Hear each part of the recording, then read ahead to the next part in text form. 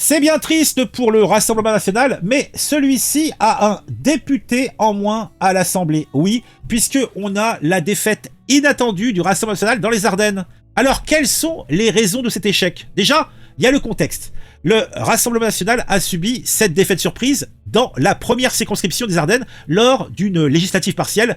Cette élection provoquée par la démission du député RN Flavien Ternet pour raison médicale. Eh oui. Donc, et on a vu Jordan Duflot, le gars qui devait le remplacer, donc le nouveau candidat RN, affronter Lionel Hubert, l'ancien député Renaissance.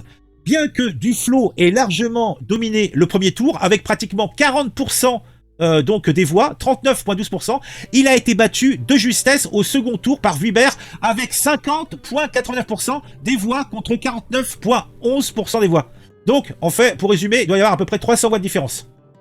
Alors, quelles sont les raisons de cet échec? Alors, l'analyse. Plusieurs raisons expliquent cette défaite inattendue. Tout d'abord, la participation électorale a chuté de manière significative, passant de 67% en juillet à environ 30% en décembre. C'est-à-dire qu'il y a plus de la moitié des personnes qui ont été votées en juillet qui ne sont pas allés voter. Cette baisse a particulièrement affecté le candidat RN. Ensuite, l'appel au Front républicain et les tensions entre le RN et les autres partis ont joué un rôle crucial. Les électeurs du centre et du centre droit ont massivement voté pour Lionel Hubert, soutenu par les macronistes. Enfin, l'absence relative de Jordan Duflot sur le terrain, comparée à l'hyperactivité de Flavien Ternet en juillet, a également contribué à sa défaite.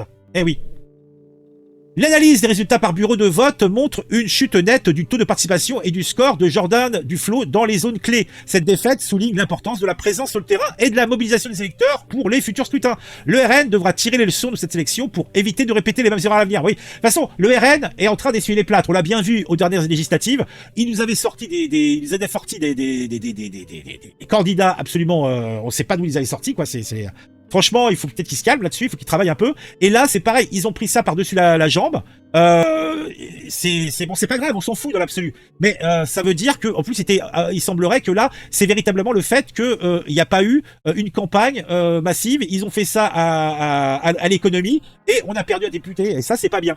L'analyse des résultats par bureau de vote, donc bon, le RN a subi une défaite surprise dans les Ardennes lors de ces législatives. Pour conclure, Jordan Duflot, bien que dominant au premier tour, a été battu par Lionel Hubert.